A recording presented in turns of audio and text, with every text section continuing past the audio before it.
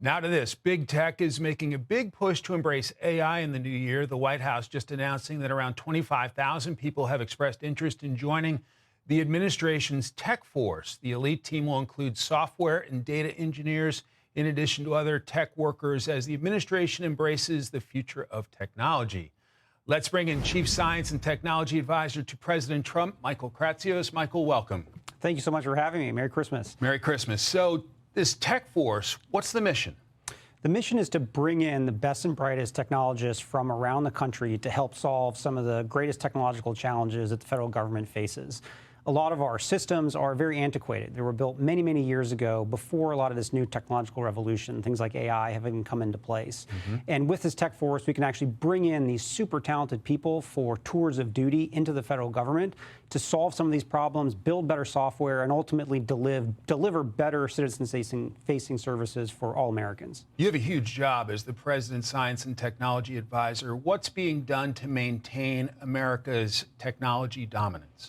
Yeah, that is the #1 priority for the White House. How do we maintain American leadership in the most pressing emerging technologies in the world today?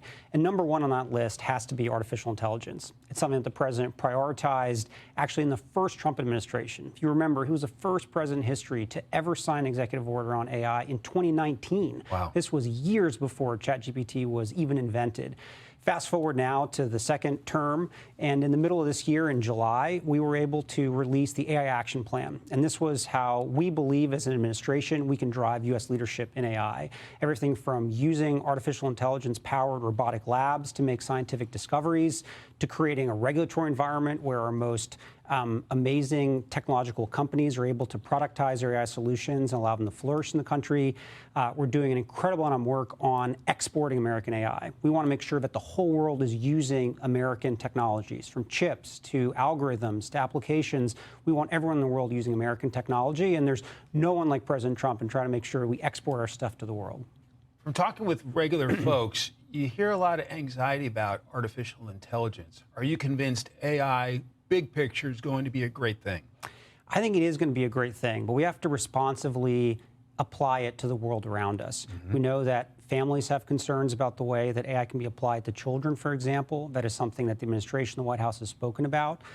We are in a moment right now where we want to make a legislative push for a national AI framework. And part of that framework means we have to think carefully around how our children use artificial intelligence, for example.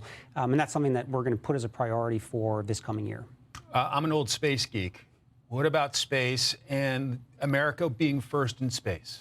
This is a huge priority for President Trump and the White House. Just last week, the president signed an executive order about space leadership for the U.S. And it was actually the same day that Jared Isaacman was confirmed and ultimately sworn in as a NASA administrator. I think over 4 years, the Biden administration really put that on the back burner. And now it's time for us to lead again.